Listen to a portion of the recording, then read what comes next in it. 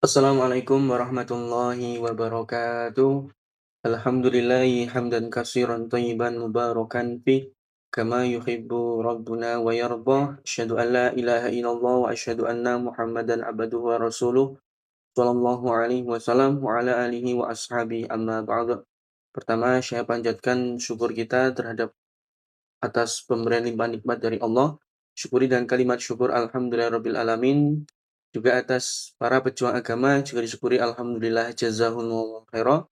Tidak lupa bersyukur pada Bapak Ibu semuanya, rekan-rekan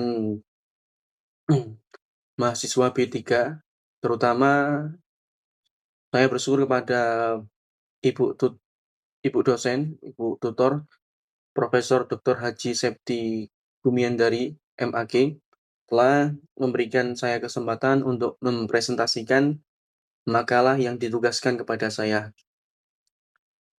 Kami syukuri semuanya dengan kalimat syukur alhamdulillah jazakumullahu khairan.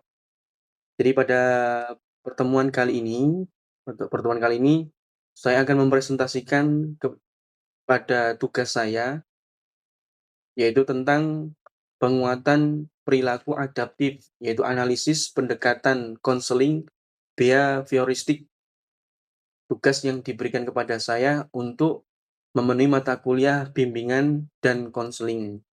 Mari kita bahas. Jika nanti ada yang kurang tepat atau masih ada kekurangan, bisa teman-teman semua atau ibu dosen untuk memberikan pengarahan dan membenarkannya. Kita mulai. Untuk materi saya pada saat ini dilatar belakangi dengan pentingnya pendekatan. Behavioristik adalah pondasi perubahan perilaku yang terukur. Definisinya, behavioristik fokus pada perilaku yang dapat diamati dan diukur. Asumsi dasar perilaku maladaptif, yaitu bermasalah, adalah perilaku yang dipelajari dari interaksi lingkungan sehingga dapat diubah melalui pembelajaran ulang. Ini yang melatar belakangi tentang pendekatan dari behavioristik.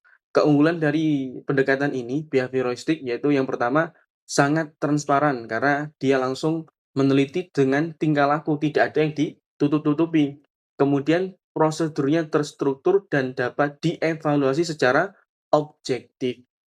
Karena kan dari dari perilaku atau pendekatannya yang secara langsung kepada konseli, sehingga penilaian konselor kepada konsel itu bisa objektif.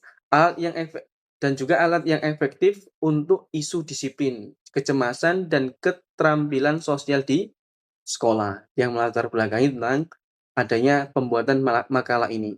Kita lanjutkan.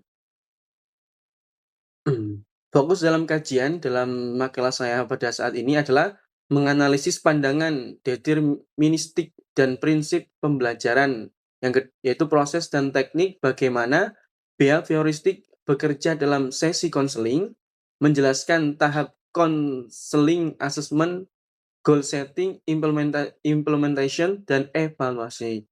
Kemudian aplikasi praktis di mana behavioristik paling efektif digunakan, yaitu dengan cara mengkaji penerapan di sekolah dan klinis. Ini salah satu nanti yang dibahas dalam pembahasan ini, termasuk dalam makalah yang telah saya buat.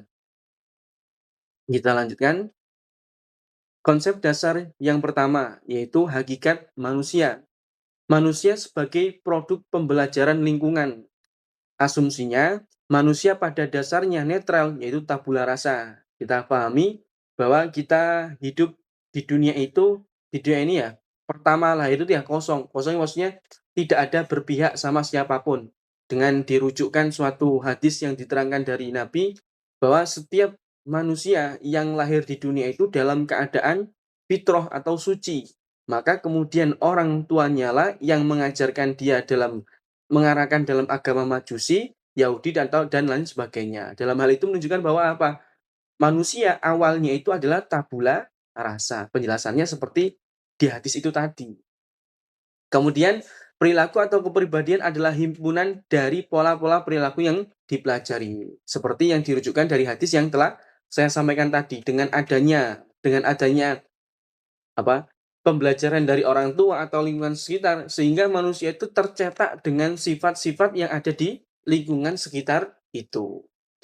Perubahan jika perilaku bermasalah telah dipelajari, maka perilaku tersebut dapat diubah atau dihilangkan melalui pembelajaran ulang yang sistematis. Itu hakikat manusia. Yang kedua, konsep dasar. Konsep dasar ini prinsip pembelajaran. Ada 3 prinsip utama yang mendasari behavioristik. Yang pertama yaitu pengkondisian klasik. Ini menurut Ivan Pavlov. Yaitu yang pertama, dari pengkondisian klasik ini, pembentukan respon refleks melalui pemasangan atau pairing atau stimulus. Aplikasi BK yaitu mengatasi fobia atau kecemasan dengan memasangkan stimulus pemicu dengan respon relaksi desensitivitas sistematis. Kedua, pengkondisian operan. Ini menurut B.F. Skinner. Perilaku dipengaruhi oleh konsekuensi atau penguatan atau hukuman. Kalau behavioristik, kalau menurut si Skinner seperti ini, kunci suksesnya penguatan positif menambah hal yang menyenangkan atau negatif menghilangkan hal yang tidak menyenangkan untuk meningkatkan perilaku yang diinginkan. Yang nomor 3 tadi disambung ya. Ini teori yang ketiga atau konsep dasar yang ketiga tentang teori pembelajaran.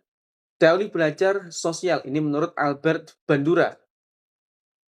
Inti individu belajar melalui observasi atau modeling terhadap orang lain tanpa perlu mengalami konsekuensinya sendiri. Kalau menurut Albert seperti itu. Jadi nggak perlu orang lain itu mengalami hal yang jelek atau hal yang menimpa dirinya semua. Cukup dia itu melihat dari orang lain sehingga menjadikan pelajaran di dalam dirinya. Penerapan dalam BK, konselor menjadi model perilaku yang adaptif digunakan untuk mengajarkan keterampilan baru seperti keterampilan sosial dan asertivitas. Konsep dasarnya, ada 3 konsep dasar sudah dibahas. Nih, proses konseling atau 4 tahap sistematis yang dilakukan dalam pendekatan behavioristik. Langkah-langkah perubahan perilaku. 1. Analisis perilaku. Menggunakan model ABC, antecedent, behavior, dan consequence, mengidentifikasi mengidentifikasi apa yang memicu dan mempertahankan perilaku klien. Yang kedua, penetapan tujuan. Dalam proses konseling itu ditetapkan tujuan, yaitu tujuan harus dirumuskan secara smart, spesifik, terukur, dapat dicapai, relevan, dan ada batas waktunya. Agar apa? Langkah-langkah yang digapai itu tidak menjadikan sia-sia atau bisa menjadikan efisien di dalam proses tersebut. Yang ketiga, pelaksanaan intervensi atau implementation, menerapkan teknik modifikasi perilaku yang relevan. Yang keempat, evaluasi dan tindak lanjut atau evaluation, mengukur kemajuan secara objektif, mengembangkan rencana pencegahan, kekambuhan atau relapse prevention. Bahasa Inggrisnya kurang pintar Bapak Ibu, mohon maaf ya. Teknik intervensi kunci, ini yang pertama, nanti ada 2 atau 3 insyaallah. Teknik utama behavioristik yaitu 1, desensitisasi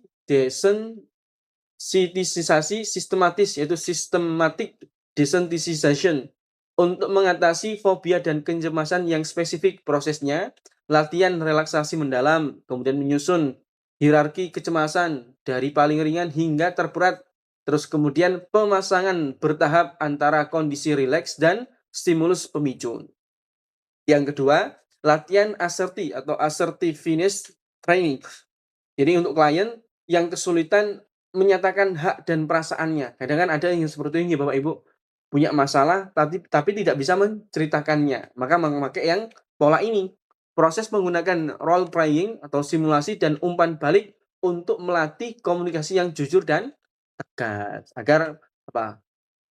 Konseli atau orang yang akan dikonselor itu bisa menyampaikan masalahnya sesuai dengan apa yang ada di pikiran atau ada yang ada di dalam dirinya, sehingga proses dalam konselor untuk menangani masalah itu bisa lebih cepat teratasi. Teknik intervensi kunci 2, yang kedua ini, yaitu 1, ekonomi. token atau token ekonomi, yaitu untuk memanajemen perilaku di lingkungan kelompok atau kelas asrama. Mekanismenya, perilaku yang diinginkan diberi token atau poin yang dapat ditukar dengan hadiah atau hak istimewa. Kemudian efektivitasnya terbukti meningkatkan disiplin belajar. Ini juga bisa kalau kalau dalam bahasa lainnya adalah memberikan reward kepada para peserta didik dan sebagainya.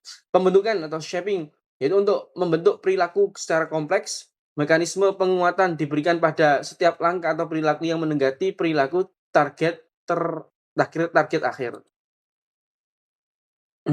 Kesimpulan, kesimpulan dari makalah yang saya buat ini Bapak Ibu, ringkasan utama behavioristik, definisinya adalah perubahan-perubahan perilaku spesifik, terukur, dan berbasis tindakan.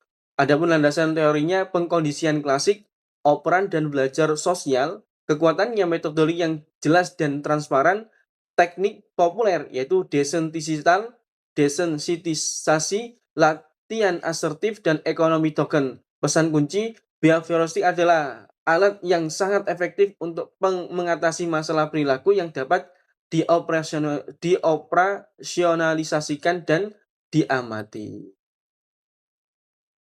Saran dan penutup, rekomendasi untuk konselor profesional yaitu gabungan prinsip behavioristik dengan aspek kognitif menjadi CBT untuk perubahan yang lebih mendalam dan lestari. Keterukurannya selalu gunakan analisis ABC yang seperti tadi ya Bapak Ibu, dan tujuan SMART untuk memastikan intervensi tepat sasaran. Yang ketiga, prioritaskan teknik yang didukung oleh penelitian terbaru atau evidence based practice. Tuh. Sekian dari penyampaian saya, ini kesimpulan yang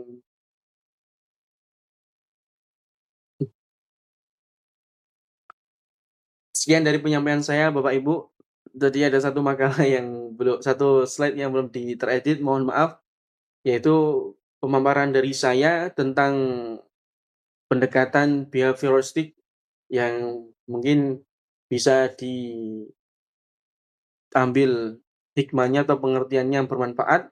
Jika ada tambahan atau ada kekurangan, ada tambahan atau ada koreksi, bisa dikoreksikan nggih, Bapak Ibu. Dari saya cukup. Terima kasih atas semua perhatiannya, atas semua waktunya. Kami syukuri, alhamdulillah jazakumullahu khaira. Dari saya cukup. Akhirul qouli hadza, wassalamualaikum warahmatullahi wabarakatuh.